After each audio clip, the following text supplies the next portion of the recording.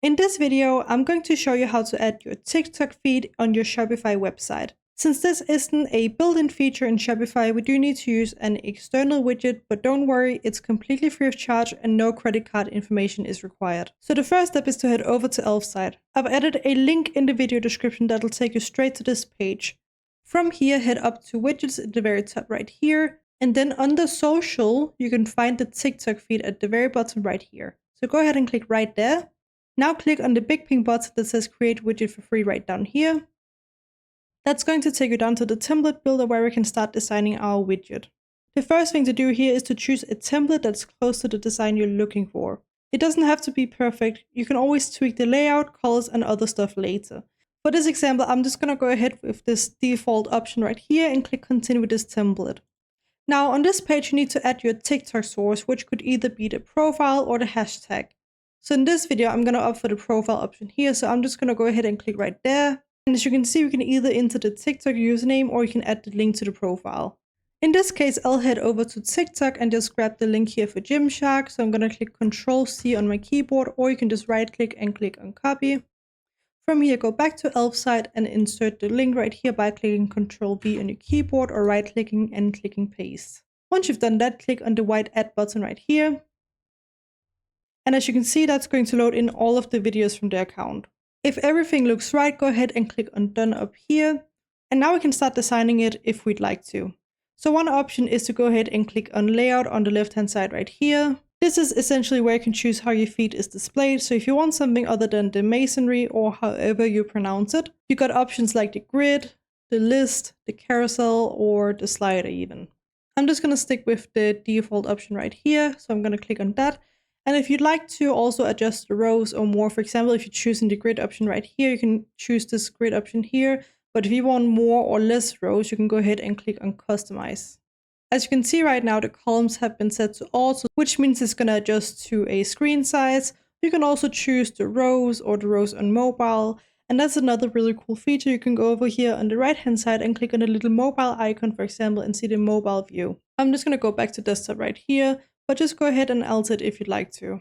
Next, if you want to change how each post looks, go ahead and click on post right here on the left hand side. And as you can see, there's a few different post styles to choose from, so just go ahead and choose whatever's going to work for your website. Let's say you want something more simplistic like this, you could choose this. And another really cool thing about this widget preview is that you can go ahead and either hover over them or click on them and see how they're going to act. So right now, let's say I'm going to go ahead and click on this one right here. It's going to pop up in like a scrolling motion like you're on your phone, for example. But what you can do is that you can also go ahead and choose the pop-up style down here. So you could choose something like a classic option like this if you'd like to. So when I go ahead and click, it's going to be more like a slide, as you can see here. I'm just going to stick with the feed option. And another thing you can choose is what happens when people click on a post. So right now it's opening in a pop-up, as you can see right here. But you can also choose in a new tab or just not open at all. So just choose whatever you'd like for your website.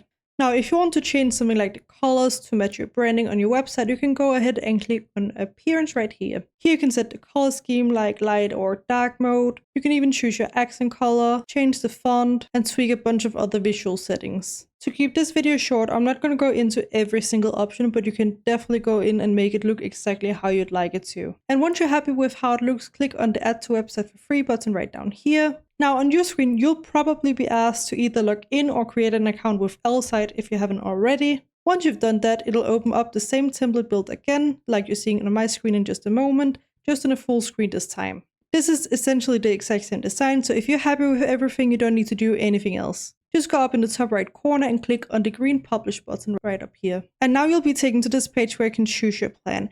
Since this is free, just go ahead and select the $0 a month plan over here by clicking on the gray select button.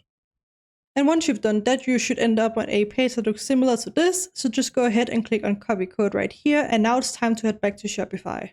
Once you're on your Shopify website designer, go ahead and add the embed wherever you'd like. In this case, I'm just going to do it on the home page and I'm going to do it in the mid section of the website, which would be here in template. From here, go ahead and click on add section right down here. And now on this list, scroll all the way down until you see the custom liquid option right down here.